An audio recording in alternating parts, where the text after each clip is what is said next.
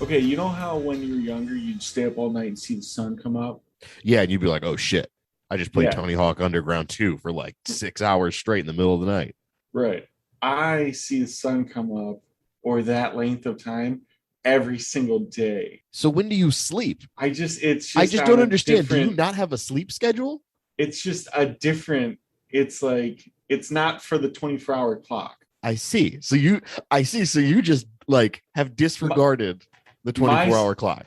I You're not like, I don't do that. intentionally, it's just my body, dude. It's just, You'll stay awake for like 29 hours and then sleep for 6 and then stay awake for like another 4 and then sleep for like 18. that sounds about like a soft, yeah, I'm usually catching like close to 24. Like, okay, so So crazy to me. no, it's not good for it It's not for good at all. No. no, You're going to get exhausted by doing that. or conditioned. I don't know.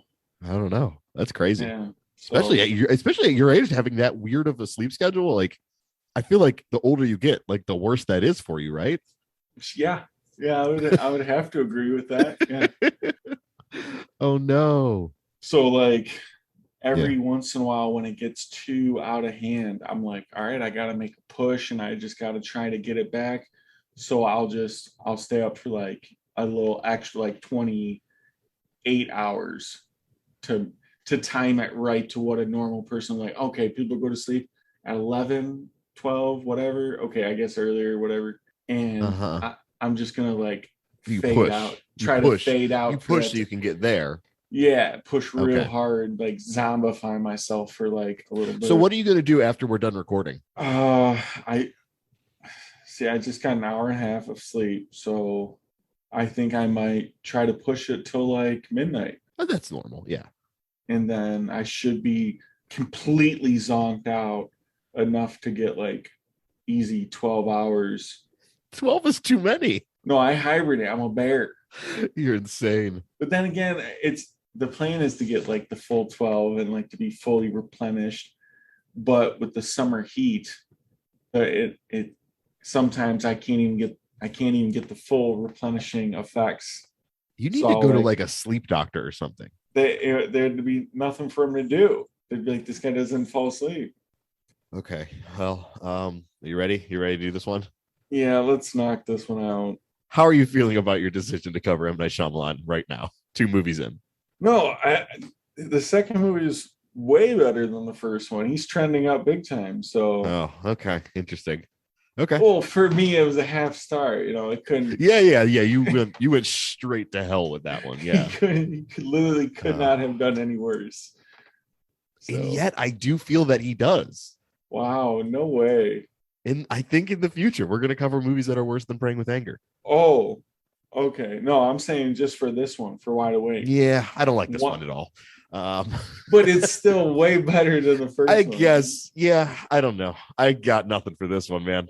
Welcome to Film School Dropouts, a movie podcast in which each season we cover a director's full filmography. This season, we are covering the films of M. Night Shyamalan. I think much to Brent's dismay at this point. And today's episode is on his second film, Wide Awake, 1998. Yeah. Anyone that's listening to this, have you heard of this movie? No Because one's heard I of this know, movie. No no, one yeah, knows I of these mean, first 2 movies. I These was, this was these my might heyday and be I didn't hear about this movie, yeah, right, in the like, 90s, right. These might be the most obscure movies we cover for like a long time. it has to be. Yeah.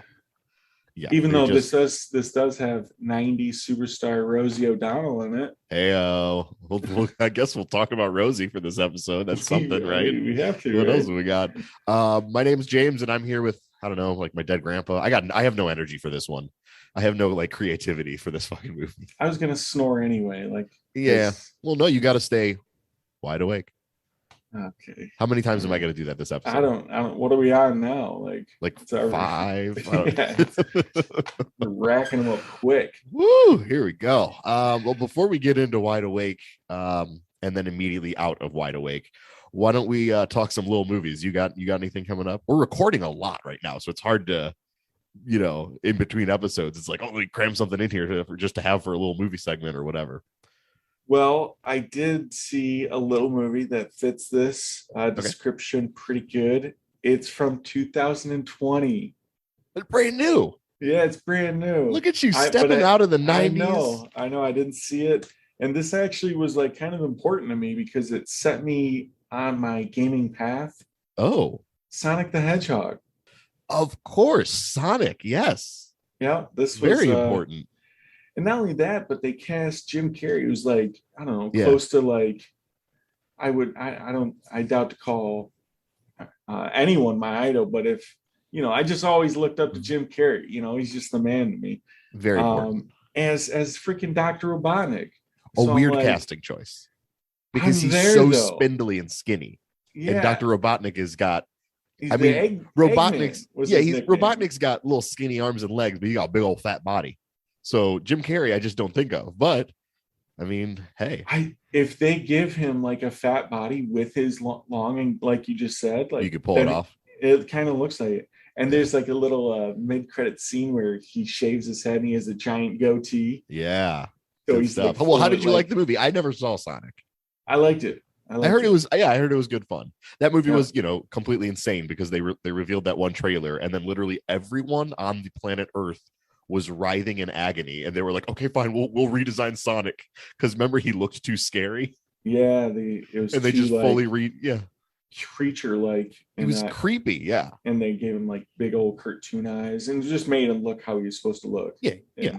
And It was surprising. They were just like, "Okay, we'll fix Sonic," and then they came back, and everyone was like, "Yeah, that's better." Like, no, it was perfect. Yeah, it was they great. just They killed it. did the Sonic design. James Marsden's fun as usual. Yeah, right on. Yeah, Um, I had an obsession with Tails when I was younger because I had Sonic Adventure for the Dreamcast. okay, One of my great favorite game. games growing, a great game, incredible game. But I was like a huge Tails fan. I just thought he was the coolest. So that was like your introduction to Sonic, like Sonic No, no, no, Adventure. no, no, no, no. I Sonic I Like the grew up with. sequel, you could jump on Tails' hands and he'd carry you up. Sonic Adventure 2? No, the old school Sonic. Yes, yes. No, I played those a lot. I'm just saying like Sonic Adventure for the Oh yeah. Dreamcast was like a big game for me. That wasn't my first Sonic game, but damn, were those Sonic games good. Those are hard, the originals. Like even the place where it takes place in the movie is like Green Hills. Oh, Green Hill Zone? Yeah, That's cool. yeah. There's a Yeah. lot of callbacks to that. Sometimes they went a little far. Like I don't need to see Sonic flossing. That's. But I get it. It is a kids movie, so whatever. Yeah. I don't know. I don't think we need to see Sonic flossing. No, but story was good, and Robotnik and his machines was fun. Tails shows up at the end, doesn't he? Post-credit scene. Yeah, yeah. That's what I heard. Yeah, I was like, oh snap. Yep. And then it's already confirmed we got Knuckles for number 2, which I think they're already shooting it. Yeah. Yeah, it might already be complete, but Yeah. Knuckles is my guy also. So I mean, Knuckles is the coolest. Yeah. yeah, I mean, if we get Knuckles and eventually if we get Super Sonic, like As long as we don't ever get Amy, right? Amy's the the worst. Amy sucks. was that like I know at one The little point pink one who Oh, always showed okay. up and she was like, Sonic, you're supposed to be my boyfriend. And she just sucked. I'm okay. It got weird when it was like Sonic like dating a human. Like the later games got really Was weird. that a thing? I remember that Sonic Unleashed for the PS3 where half of the game you played as Sonic as a werewolf. It was like Sonic and he would like Hulk out and turn into a werewolf when it was nighttime. It was a weird game. No, I'm down. You down for that? Yeah, give me a little Shadow. I do love Sonic. Shadow rules. Yeah, come on. Like and the way I see it, if we can get a Super Sonic, then we're only a stone's throw away from a Super Saiyan, I mean, that's literally all Super Sonic is. That's what I'm saying. He literally powers up. He goes Kaioken and then he keeps going. And his hair turns yellow and spikier and he turns into Super Saiyan. I think they even incorporated that from your Sonic Adventure. Like he has an EMP blast kind of. Yep. Like yeah. They incorporate that into the movie. So that's cool. Yeah, it's cool. Sonic's I had fun. Cool. Yep, Sonic was fun. Right on. What have you seen lately? Well, I went back to 1941 again. I keep just ending up in 41. I don't know what that's all about. I guess I'm just really digging the 40s right now. Oh, we're still at war. Yeah, we were still at war. So Good point, I guess. If anything, know that the movies you're watching were filmed under the duress of war. Yeah, World War II. You're right. No, the movie I watched was a Preston Sturges movie called The Lady Eve, starring Barbara Stanwyck and Henry Fonda. Hot. Okay. The movie was hot. It was really freaking hot. They were both hot, and they just kept flirting with each other, and I thought it was a hot movie. All right. I mean, we love the Fondas, so Pretty much all the Fondas, right? Yeah, but I think right. oh yeah, of course, big Jane Fonda fan. But yeah, no, the Lady Eve is essentially Maybe like Peter. Yeah, Peter's he's the one who's like, I'm counterculture and like, a hippie. All right, we get it. Just be hot, like you're the Fondas. Just be hot. No, the Lady Eve's cool. It's just like all those movies that are about like swindlers who have like they've got their mark, and it's like an heiress or like some fancy woman who has like a fortune, and the con artist is coming in to flirt with her so he can like trick her out of her fortune. They flipped it. So in this movie, Barbara Stanwyck is the con artist and Henry Fonda is like her mark, and she ends up falling in love with him, and it's like this thing where the whole movie is them like flirting. It's just like such a sexy little movie. It's really good. It's really good. Yeah, it sounds pretty sexy. Yeah. I could see us doing Preston Sturges. I think he's only got like 12 movies, so should we throw him on the list? Maybe. Yeah. So yeah, the Lady Eve. I've just been thinking about it. That's all I've been doing, is just thinking about that hot movie. Their charms won you over. Totally. Barbara Stanwyck is like just whew. She wears like this black top in the movie that's way more revealing than I expect from like a 40s movie. Like her midriff is showing, and I'm like, damn, Barbara, killing it. Got yourself a little 40s crush there? Yeah, a little bit. I mean, she's dead now. Nothing I can do about it, but whatever, Ooh, well. Anyways, got dark quick. Well, yeah, I guess that's my role in the podcast. Speaking of dark movies. Remember grade school? When you had your best teacher, met your best friend. What do you think about her? She's okay. Pulled off your greatest pranks. Faced your first bully. I can't. Why? Felt your first loss. And found your first love. He's hot. I think I'm having a biological reaction. Remember what it's like to experience life for the first time. Rosie O'Donnell, Dennis Leary, and Dana Delaney. That's not funny. Is that funny? Wide Awake. I don't know if that's... No. I don't think that's applicable. This movie's not dark.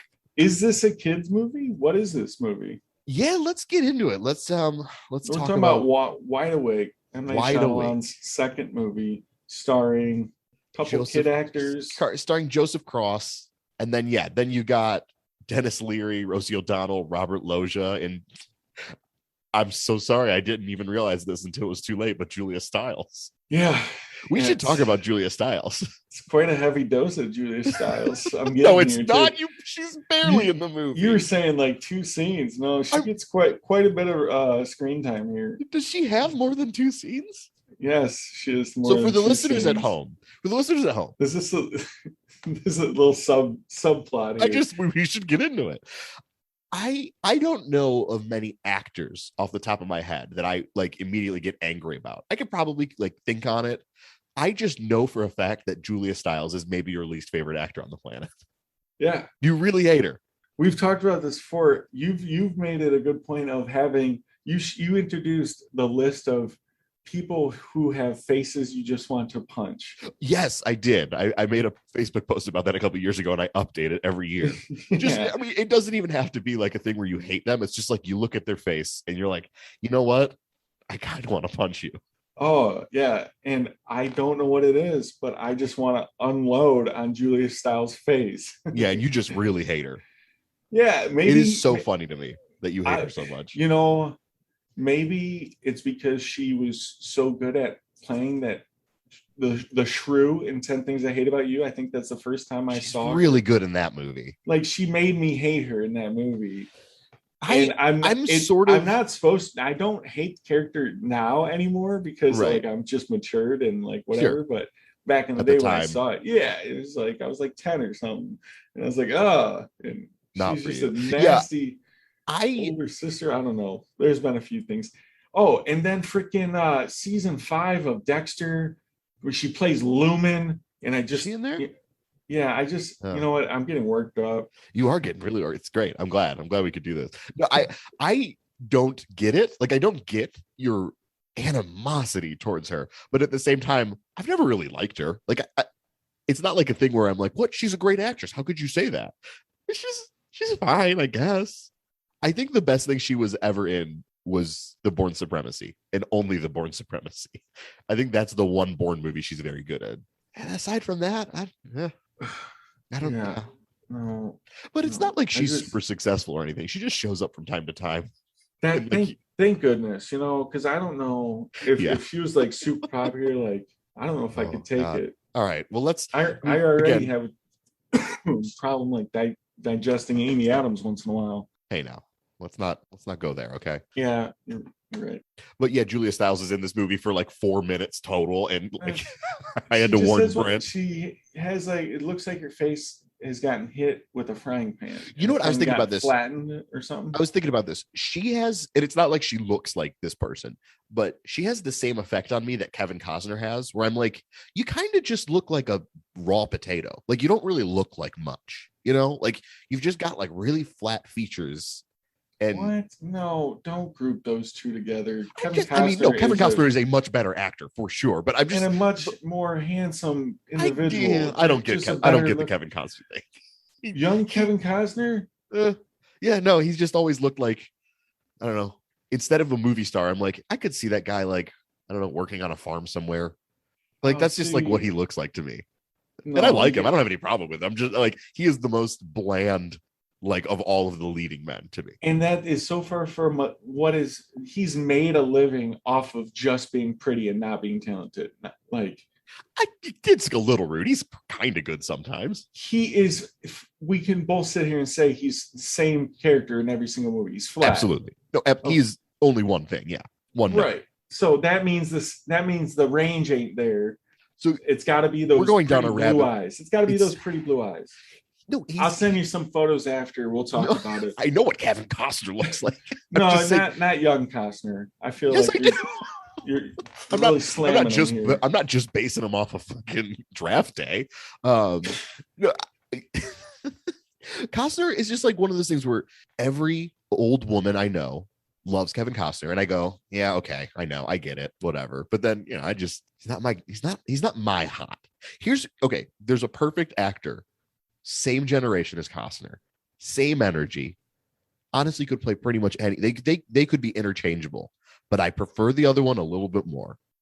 William Hurt. As far as talent goes, it's night and day. I think William Hurt is much more talented because I've just, He's got more range. Yeah, I just think he's a more talented actor. But no, looking wise, no, not even close. Okay, I guess I just don't get it.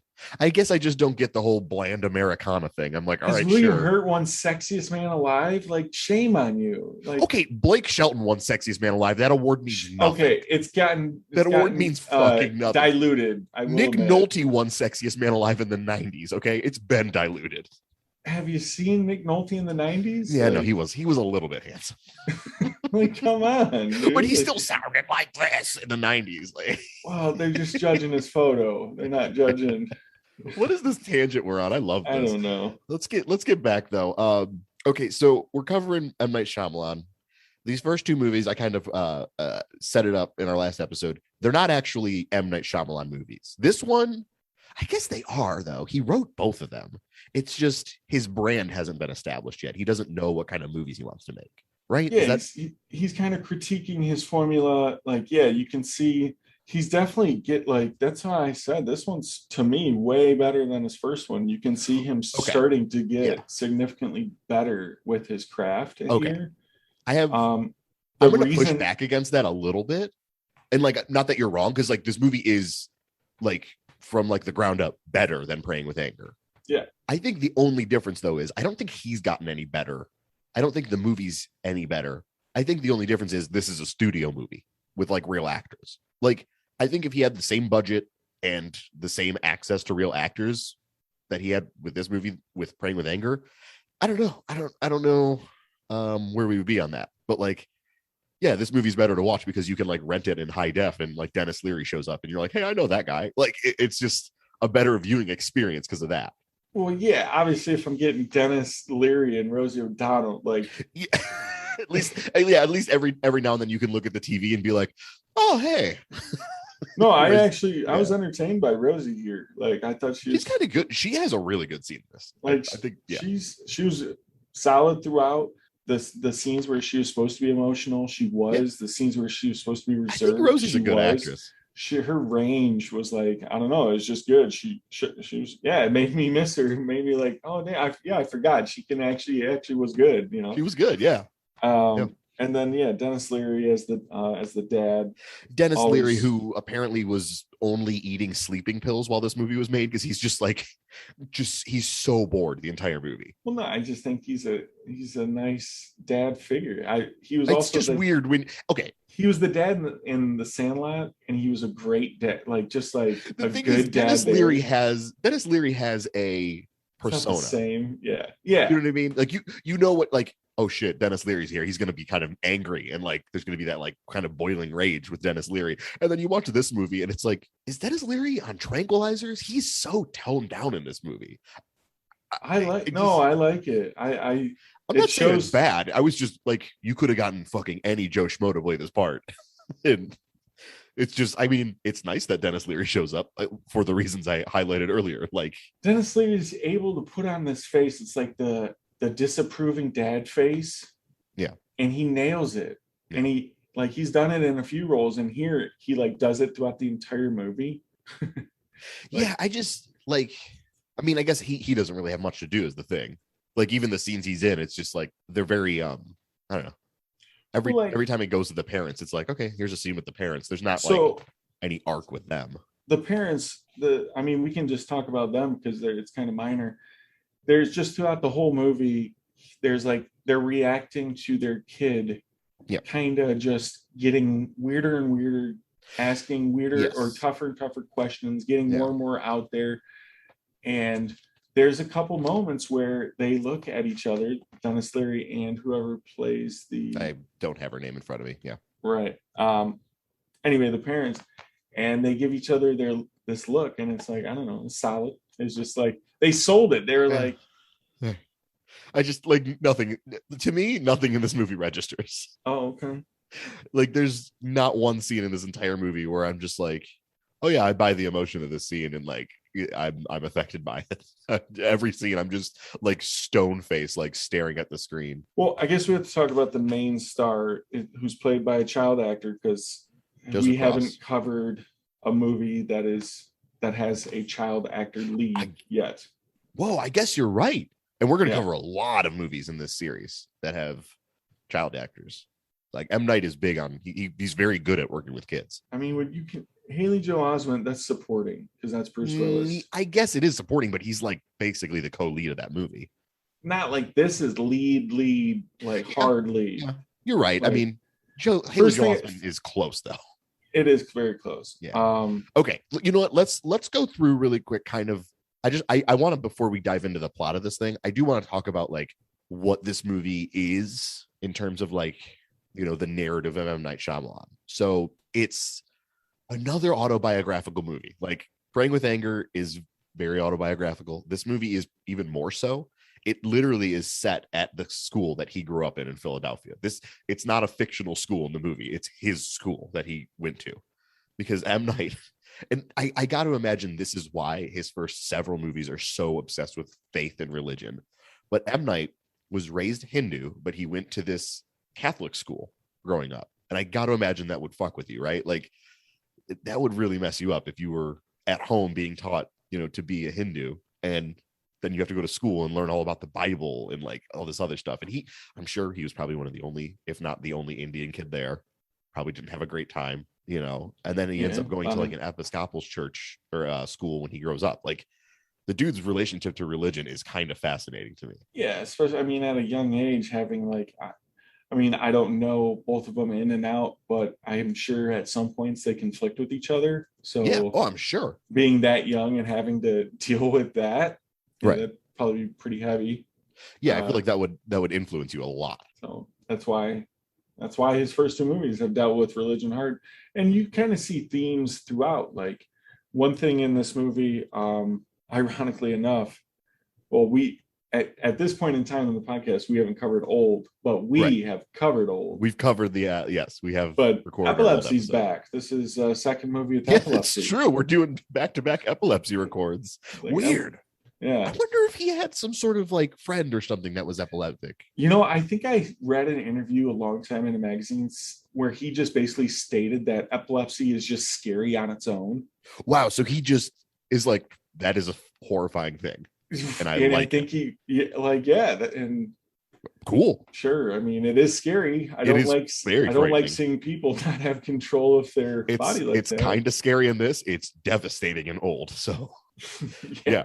I mean, Yeah. he knows what he's doing. Yeah. So he makes this movie. Now this is I'm gonna say a bad word in a minute here. So just bear with me. This is a Harvey Weinstein production. Okay. All right. I got it out. Oh yeah, like Yeah, as it's soon a as I started Miramax it, movie. it Yeah, popped I know up. you. Yeah, you're like, Jesus. Yeah, it's like, oh, should I even be watching this? Just Like, blur it out. Yeah, they I should get bleep this it out now. It's just he had his hands on so many freaking movies. He's made you can't escape it. You really He's had can't. his fingerprints over so Like, many. starting in the 90s all the way up until like 3 years ago. I think he did my favorite movie, Good Will Hunting. I think he's Yeah, that's Miramax. Yep. Yeah, man. It's Pretty sure. Yep. Yeah, so that's a rough one. But I guess the thing to note about this movie, like this is just like a context thing, is it seems like he had a very hard time. M. Night had a very hard time with Harvey Weinstein. Surprise, surprise. Like he kind of had the movie taken not away as hard from as him. others. No, not as hard as others, but like, I mean, of all the things Weinstein is known for, one of them is like he's really shitty to directors, and he like always like asserts his dominance. He wants to take control of the flexing his project. muscles. He was always that guy. Yeah, flexing other things too. We don't need to. Okay. Oh god. But yeah, so like M. Night gets this movie basically taken away from him, like maybe in like post-production or something like that. Yeah, it's not a big budget on this. It's No, like- no, not at all. This movie barely got released. Like that's well, I was looking up the reason why he was able to start getting these actors and whatnot is because the strength of the script. He was showing it around town, and people were like foaming at the mouth. It is not a terrible script. It's not great, but it's At the end of the day, it's still kids speaking adult lines, and it's like, one of the worst genres in cinema is like precocious kids who like can talk like adults. I hate it so much. And that's like running rampant in this movie. Yeah. So it's like, for all the credit I gave it for, like, because it really did was a decent script. Like I was entertained. There's funny parts. Like it made me smile here and there. But I think what really sold it for everybody was you got the little micro dose of M. Night's supernatural. The twist. Because somehow this movie has a fucking twist. That's what I'm saying. This is like America's first micro dose of M. Night. I can't believe this movie has a twist. Oh my god! Nobody got hooked. No one saw this, but the actors read the script, and I bet you that twist hooked some names. Another thing I want to talk about. I got like two more things I guess I want to talk about before we talk about the script briefly.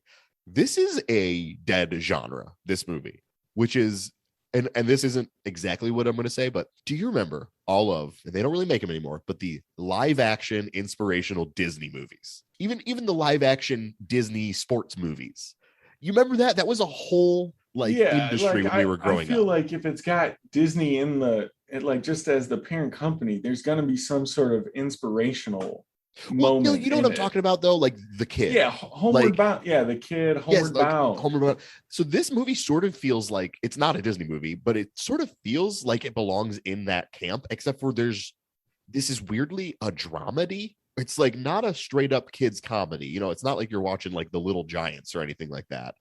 Well, but that's the biggest issue with this movie is he doesn't know what he wants it. Yeah. Like who is this really for kids? I don't know. That's why my very first thing is, what is it? What is this? Is it a dramedy? Is that what you would call it? And if so, kids don't want a dramedy, right? No, kids are not watching dramedies. No, not at all. No, and he'll like shoehorn like little scenes in that are like kid based about like, oh, what's his best friend jumping in the water or whatever. Yeah. And it's like, oh, that's cute. No. Yeah, like a lot of this shit It's- lands with a dud. This movie weirdly has the same tone. It's like the same genre as a movie like As Good as It Gets, but it's only starring little shitty kid actors and it's about nothing. You know, it's like, what is this movie? Honestly, when I was trying to identify who this movie was for, like the first thing that came into my mind was like Catholic moms or like Exactly. That's the only way that this movie works, right? Is if like a mom wants to show her kid this before because catechism. it has a decent theme. Like the kid. Sure. So let's dive into it. His right I got off one the more bat. thing. I got one Oh, more thing. Okay. Really quick. All So right. he makes this movie. It basically bombs. I don't really want to talk about this next thing on the Sixth Sense episode because that episode's going to be us just drooling.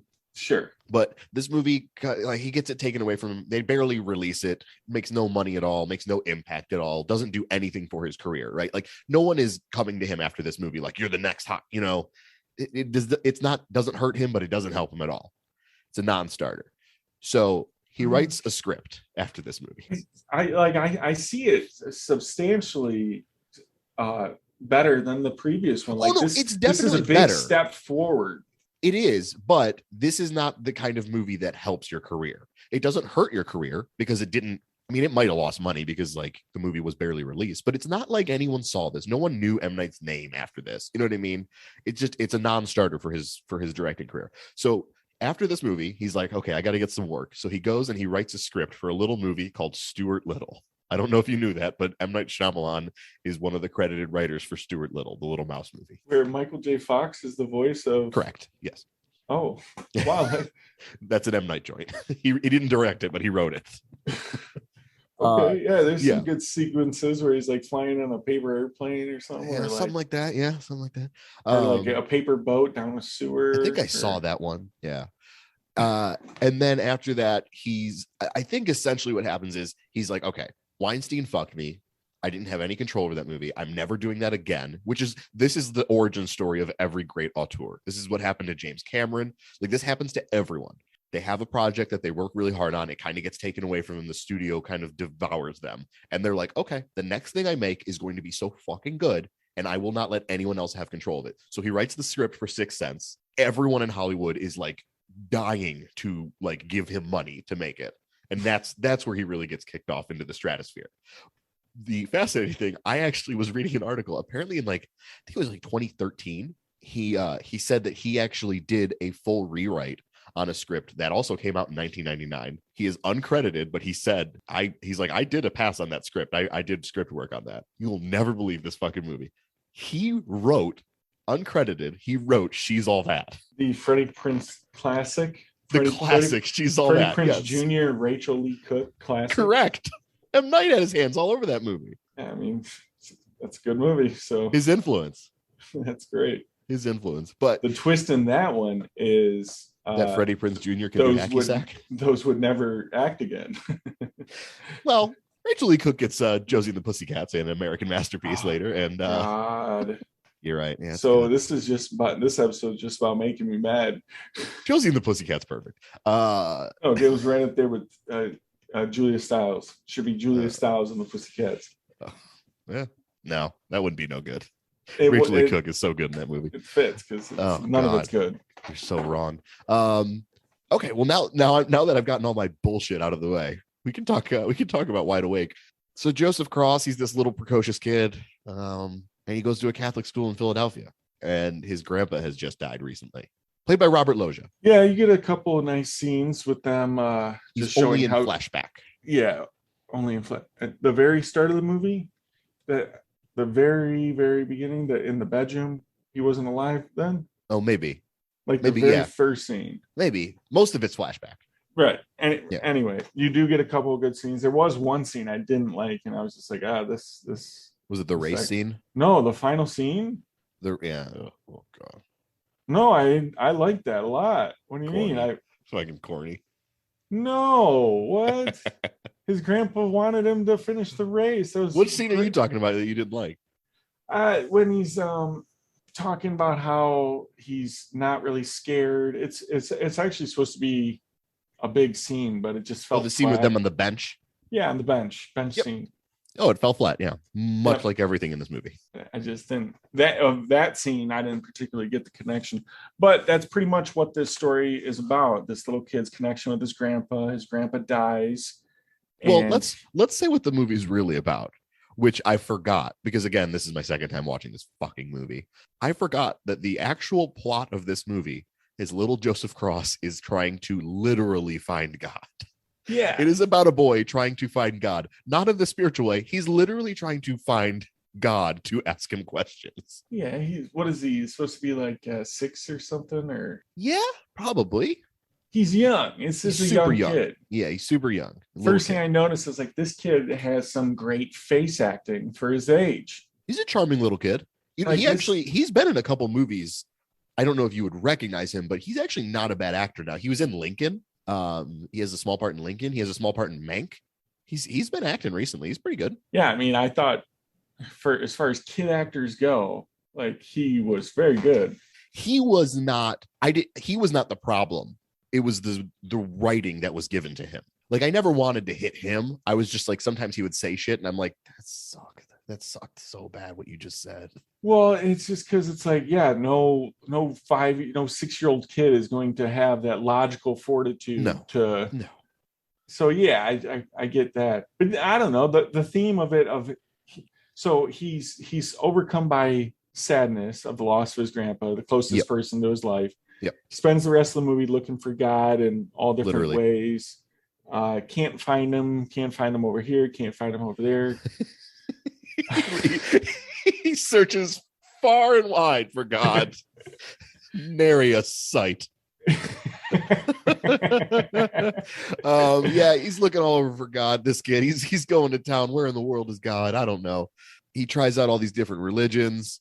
One of his teachers is Rosie O'Donnell. She's fun. She's on the poster. She's barely in this movie. They tried so hard to sell this movie. They were like, I don't know, put Rosie O'Donnell on the poster. She's in like 2 scenes. Well, I liked Rosie here. No, I like her. I had a problem with. Obviously, it's M. Night, and I know Philly is crazy about sports, but like Rosie O'Donnell's character is bananas about the Phillies. She's the sports nun. No, but he wears a Phillies hat. Dennis Leary is bananas for not the Phillies. Oh my God, another like the Eagles. Is like he? There's a scene where they're like driving in the car. He's decked out in Eagles gear. He's got his son decked out in Eagles gear. There's Eagles gear in the back seat of the car. Swag. So it's like just giving them some sort of depth. He's like, no, everyone's crazy about sports. They love. Yeah, I don't know about that. He doubled down on it with 2 characters. Yeah. So Rosie plays like a fun nun. She's the fun one, I guess. Right? I mean, none of them were fun. No, you're right. She has one scene that's probably the only scene in the movie I genuinely like. I know what scene you're talking about. It's when she's talking to Joseph Cross about like the things he's been up to. Yes. And Joseph Cross starts to get really sad and he just says, can we stop talking about this? And Rosie's reaction is really good, where she does not even attempt to press the matter any further. She says, yeah, she's like, yeah, of course, we don't have to talk about this anymore. No, she's a badass totally cool human. It was like probably the only moment in the entire movie where I was like, oh, that felt like a real person would do that. Yeah. She has this little smirk on her face, asking about just I don't know, all sorts of different. He gets up to everything. Yeah. Yeah. At one point, him and there's a weird scene where they're like sitting down in the middle of a party and they're like supposed to be like they're like trying to meditate. Yeah, that's nothing. Okay. He develops a little subplot with the girl. Yeah, okay. We got to talk about the girl. It's buck fucking wild what he does with this, because there's a joke earlier on where they're looking at like a sports magazine, like a swimsuit, Sports Illustrated, and his friend's like, you like girls? Look at this girl's hot. And Joseph Cross is like, yeah, I don't get it. Whatever. It's just a biological reaction. And then later he sees the girl and he has this crazy face because he thinks she's cute. And she says, what's going on? And he says, I think I'm having a biological reaction. Did he just pop a boner for the first time? And this is what we're sitting through. This is what the movie is. And then later he's staring at her and she's like, are you having and he's like, yeah, another biological reaction. I hate this. At this point, I threw my remote through my television. I hate all of this. Not a fan of the biological reaction. No, I don't like this at all. Oh, okay. Yeah. I don't know. A little 5-year-old kid talking about, I don't know. There's a lot of his raging boner. Yeah, there's one thing. It is a longer movie. There's like 3. No, it's separate. Not. This movie's 90 minutes long. Oh, why did it feel so long? Yeah, no, this is like his shortest movie, maybe. It's 10 minutes shorter than Praying with Anger. Oh no, I might have to reevaluate. Because no, this is a really short movie. It felt long. Like I was. Yes, it is laborious. Oh no. Yep. Short little movie, but it does not fly by. Okay, so Joseph Cross, I think he plays a character named Joshua, but whatever. You're like, shit, this thing sucks. Well, I just honestly, I don't know. I thought it was 2 hours easy. No, it's 90 minutes long. Wow, that's disappointing. Not as disappointing as they're having a scene in the class and there's a sneeze, and this is a normal point for someone in that room to say "God bless you." Right? You know what? If anyone's going to say "God bless you," it's going to be all of the kids in this classroom specifically, right? Or it's a nun. Catholic I don't school. know. Just does no one say "God bless you"? Not a single person. Holy and that's shit, where I threw my remote. I did not notice this. That's insane. Yeah, it takes me out of it every time when it's just these little things. I'm like, yeah, no, that's not human. No, but like, it makes sense. If it were any other scene, if it were like the kid was in a cafe in New York hanging out with his friend and he sneezed and no one said bless you, I'd be like, okay, whatever. I barely say bless you to people. The fact that they're in a Catholic school in class with a nun and nobody says God bless you is kind of fucking insane. It wasn't even just like in the back corner, just like a little baby. Oh no, it was a disgusting. It was a rip. And then Rosie just goes right on by it like you didn't even hear it. I'm like, what? Dang. What? That is crazy. I didn't even pick up on that. Well, you're right, though. 2 for 2 with M. Night in Classroom scenes where I'm siding with you on this one, though. He's dropping the ball for me. He doesn't understand school. Oh, Jesus. Let's see what else is there. There's like a fat kid who keeps wanting to hang out with Joshua, and then they hang out, I guess. I don't. Yeah, he comes back. He comes with the line like he throughout the whole movie keeps saying, "Not today, tomorrow." And then the kid will come back the next day and say, "Is it tomorrow?" And he'll say, "No, it's today." And he just keeps blowing this kid off. There's many little instances to where it basically he becomes a better person. I guess so, but I never thought he was a bad person. Is the thing. He doesn't start off as like his buddy who's like a daredevil, and like he just starts off as kind of a sweet little kid, right? Not to the fat kid that keeps getting ignored every day. Right, but he doesn't bully the fat kid. Like other kids are really mean. But like the main character has a bully. There are other kids in the school who are like outwardly mean, and he's not nice to the fat kid, but he's never bullying him. Sure, I guess. I don't know. I don't know. I look at him ignoring him every day, pretty much. Essentially, that's a little bit of a bully. That's a jerk. It's not bullying. It's like he's just like, I don't want to. Like the only time he's maybe mean to him is when they get stuck in the turnstile together and he calls him like a dweeb or something like that. But like the rest of the movie, he's just like, no, I don't want to hang out today. Like nothing wrong with that. And even then, Tubby was threatening about blowing chunks on his back. Like chunks, yeah. So like the whole movie is like kind of had it coming there. Supposedly this kid trying to find God and like he's supposed to be learning lessons. But again, like part of the problem with the movie is the movie starts and you're like, this kid seems sweet. Like he seems like he's got his shit together. He's like a nice boy. So I don't think there's any growth. Oh, see, I felt for him because, I just lost my grandparents. No, I definitely feel bad. I definitely feel bad for him. I'm just saying as far as like, because like there's that turn after the scene with the turnstile where he finally goes to the fat kid and he's like, you know what? Today's tomorrow. We can hang out and like they're being friends. And I'm like, yeah, why didn't he do that earlier? Like he hasn't learned anything. Nothing's changed with him. He's still a nice kid. So like in that scene, he has this look. He has this realization come over his face where it's like, oh, wait, maybe I should be nice to him. And there's like 3 times on this movie where he has that realization. Like, and apropos of nothing. Because he's just so desperate to get relief from his mourning. I guess so. You're giving this movie a lot of credit. No, obviously not, because I thought it was fucking 7 hours long. But yeah, no. I don't. What else is there anything else to talk about? Okay, yeah. So there's this little blonde cherubic kid who shows up, and he never speaks to anyone. He just kind of like quietly walks around the halls. well, before we get to that, Okay. we got to talk about his best friend. Yeah, He's the bravest boy he ever met. Or- seems like just an annoying fuck. Like the kid does not seem that cool. Like the most daredevil thing he does is he jumps in the pool. That scene confused me because he was like, "I'm gonna do it. I'm gonna jump in the pool." And like that was the end of this. It wasn't like he was gonna jump off the garage or like jump into the pool off of a bike. Like he was just like, I'm gonna go jump in the pool. And I'm like, that's a thing that normal people do all the time. why are we giving this kid credit? Like he's evil Knievel. Because he did it with his clothes on in the middle of winter. Okay. Oh, okay. I guess it was cold. Sure. I don't know. That's giving it credit. No, that's actually the scene where I finally sat back and I'm like, okay, what the hell am I watching here? Okay. Yeah. Because this isn't for me. This is for a kid. But would a kid even like it? No, Is the thing. That's the thing. Is like there's no punchline. There's no button to that scene. It's like it's supposed to be a funny scene, but there's no setup or payoff. It's just like the scene starts and then the scene ends, and I don't know what that's about. It's just supposed to be. I think it's supposed to be cute. Didn't think it was cute at all. Also supposed to.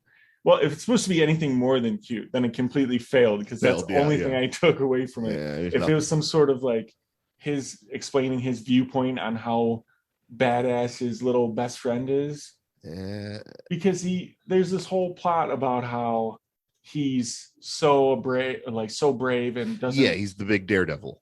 Yeah, so he goes to him throughout the movie and like will ask him and like keep him up to date with his mission on finding God. Right. And like you're constantly getting feedback from his best friend, like, yeah, and his best friend is apparently Ricky Gervais. He's like, God's not real, you fucking piece of shit. Like the whole movie, I'm like, this kid is an atheist? Like he's 6. Does he even know that the concept that God can't be real?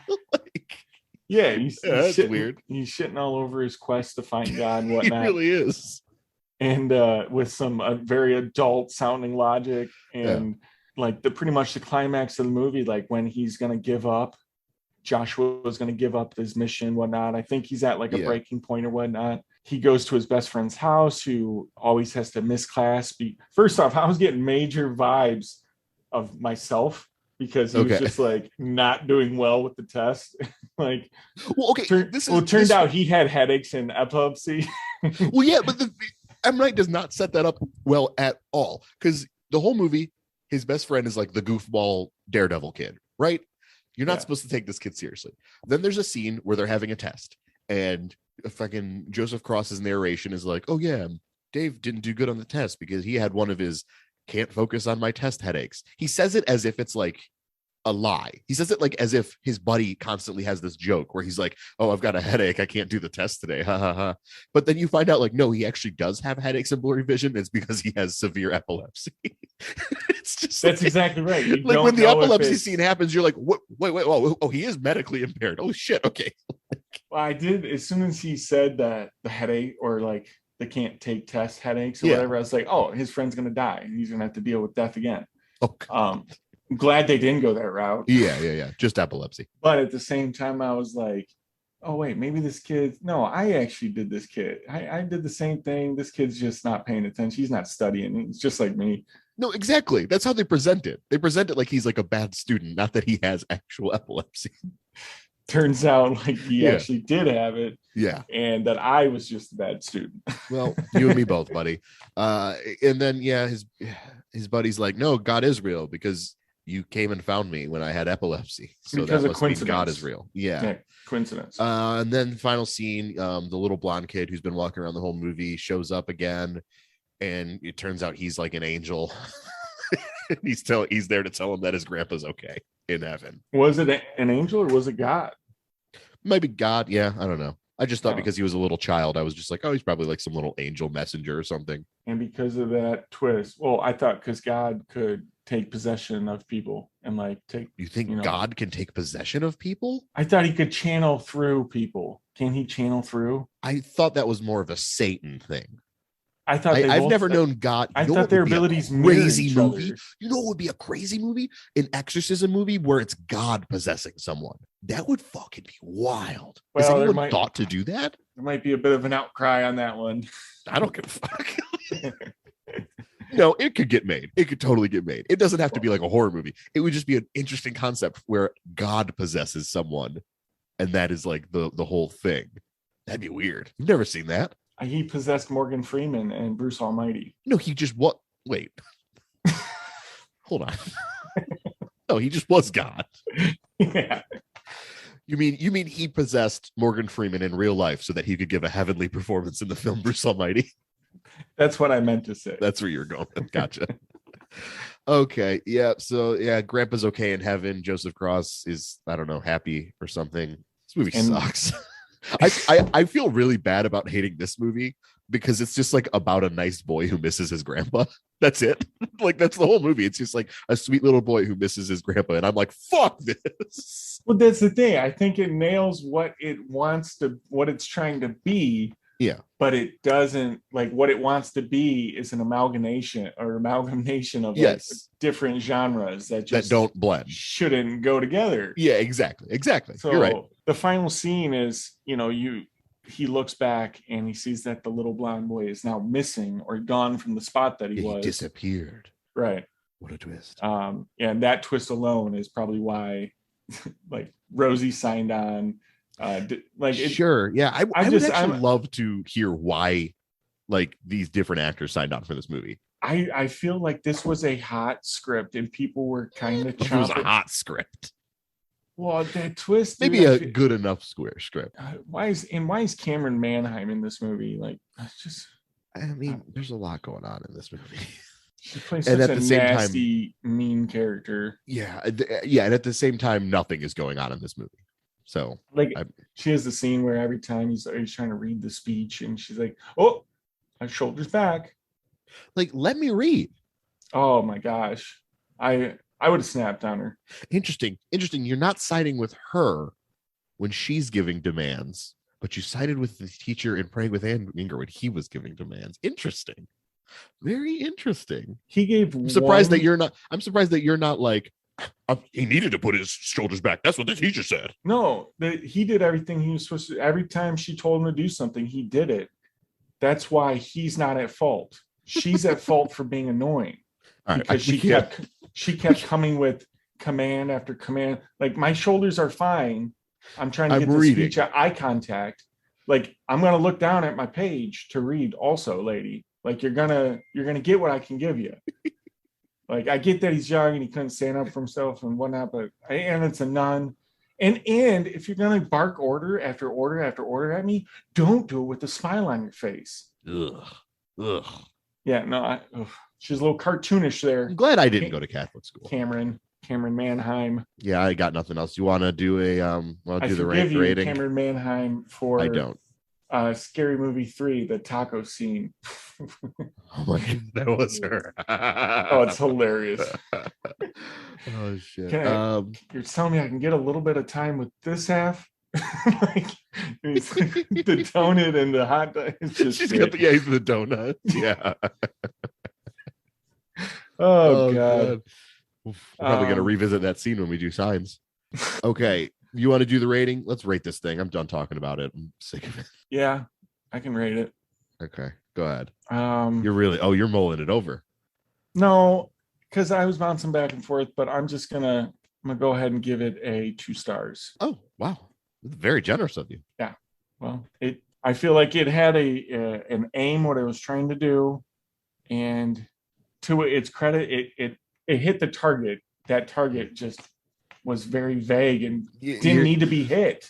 Yeah, like hit the target and you were like that target's in the attic. No one's shooting at that target. Yeah, exactly. Yeah, right. But the performances were good. And yeah, they're all right. Good message, good twist, good theme. Good twist. Is that what we're going with? the little ghost baby. Like I'm down with a microdose of M Night when I wasn't suspecting it for sure. I was not suspecting any. Yeah, I know that you were like vicious against Praying with Anger. I don't hate either of these movies. I just like feel so bored by both of them. Like both of these movies to me are just like, okay, gee, there's nothing here. Like there is nothing to mine. There's no context that's interesting. There's just nothing here. I'm gonna give it 1.5 stars. Oh, okay. Yeah, I just don't like it. I just All don't right. like it. I think it's bad. Is this the first movie that I've ranked higher than you? Maybe. It might be. Whoa, is it? We'll have to go back to the record books for that one. We've tied a lot, and I usually do rank everything higher than you. You know what? I might have had Memento a little higher than you. Maybe like possibly? A half star. Yeah, possibly. I think so. But anyways, yeah. That's way back there. Yeah, 1.5 stars for me. Not a big fan. I mean, two is not good. Like two. No, not yeah. This isn't a good movie. These are bad. Well, I don't know if you're like a 45-year-old Catholic mom, like this is one of the best movies you've ever seen. Yeah, because it's not offensive in any way. Like zero offense. It's you know. Yes, I think that's exactly what this was made for. It wasn't made for kids. For me, it wasn't made for kids. It was literally made for Catholic women to show their kids. Yeah, to get them on the side of the church. Yeah. Okay. Well, we're gonna play the game today. By the way, we haven't played it in a couple episodes. We're playing it. Oh, okay. Well, I'm gonna have you guess Rosie O'Donnell's top 5 movies. Top 5 grossing movies. Rosie O'Donnell. It's totally doable. So. Number 1 is Well, let me just spring a few off. Okay, Sleepless in Seattle. Sleepless in Seattle, number 4. Okay. There's no crying in baseball. League of Their Own. Yep, that's number 5. Okay. Okay, so all right. This is where it gets a little. Number 1 is a sequel in a franchise that I have not seen any movies from, but you have told me on this podcast you like quite a bit. Seems like maybe a cameo appearance.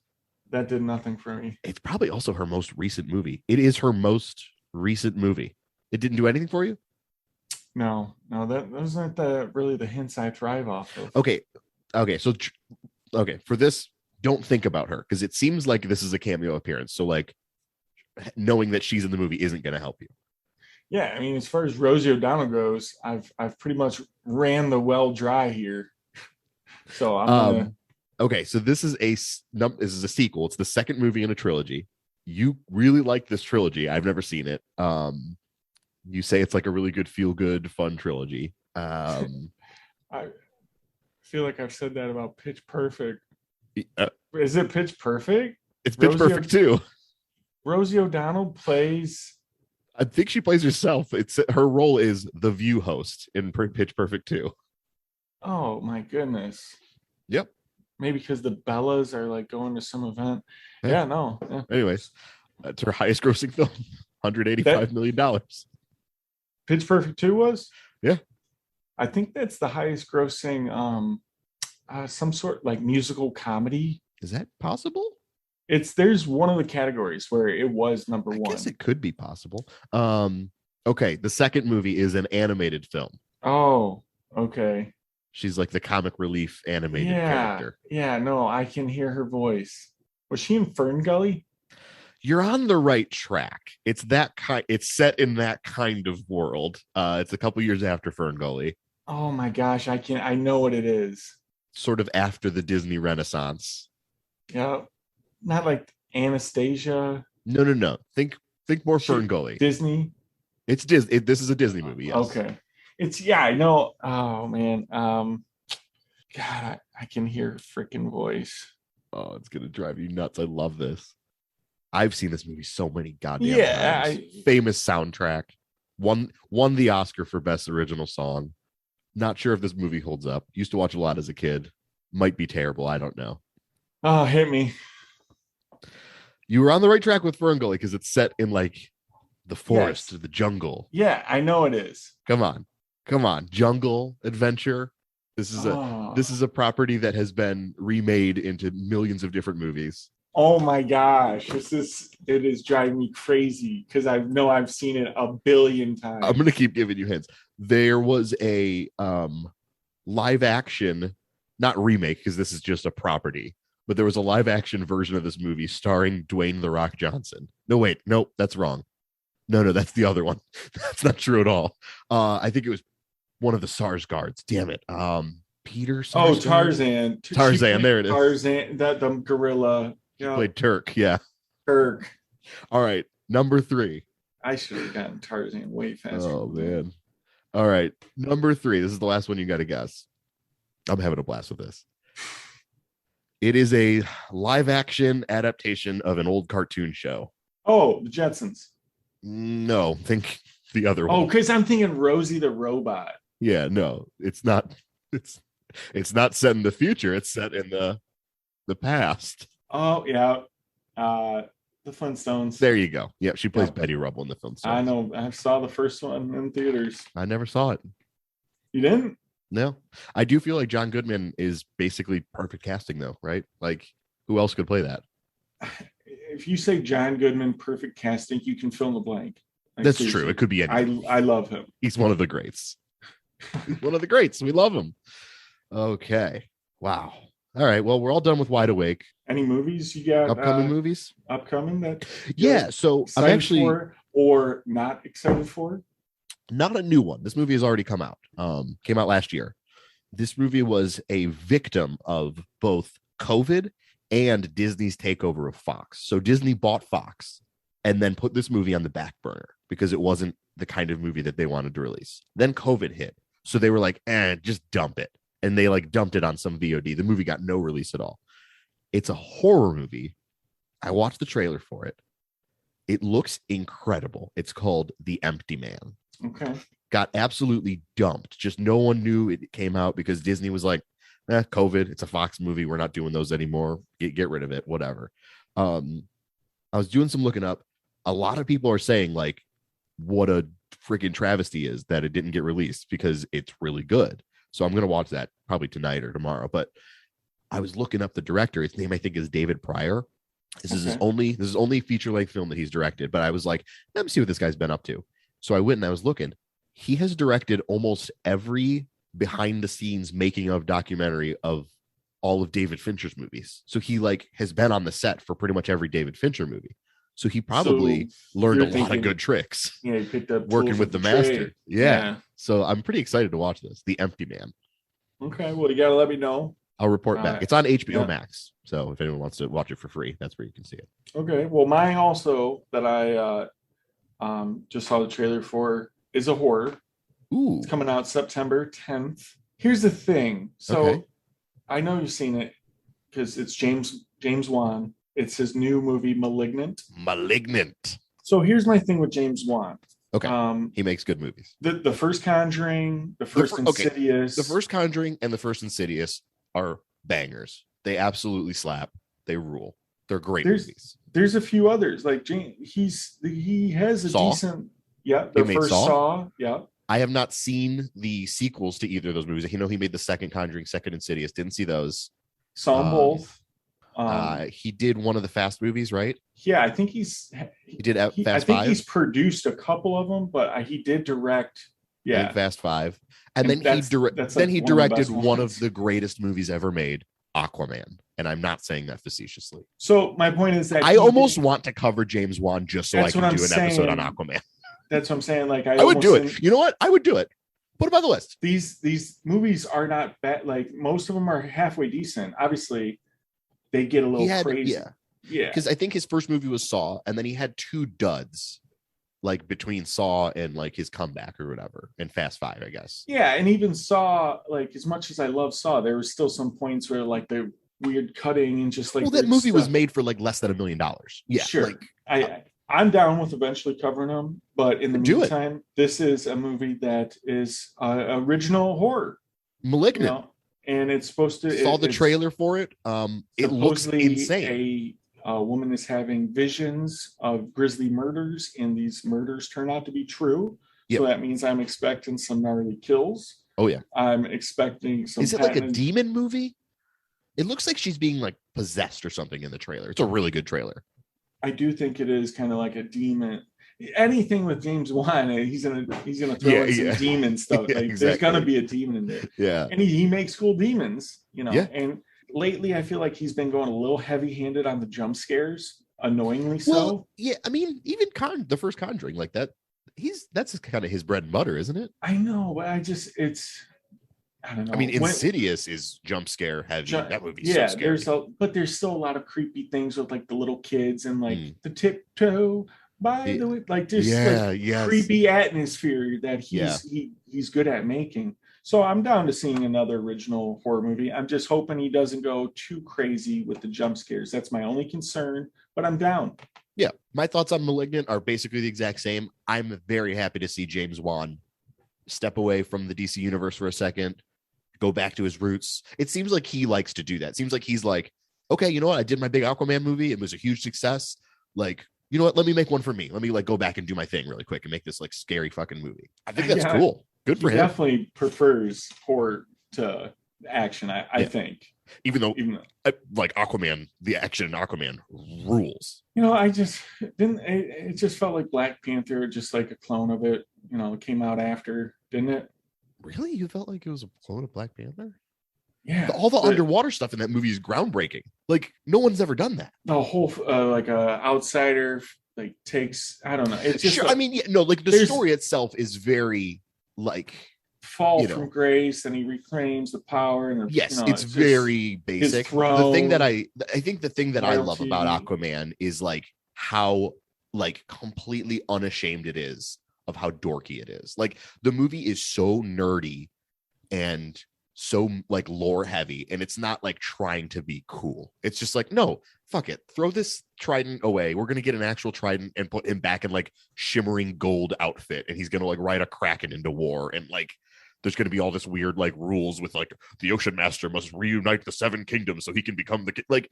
It's just so like sincerely dorky, and I love that movie. Well, hey, whatever. Would gladly do a James Wan series. Well, we'll have to add him to the list then. Add him to the list and maybe bump him up a little bit, maybe don't put him at the bottom.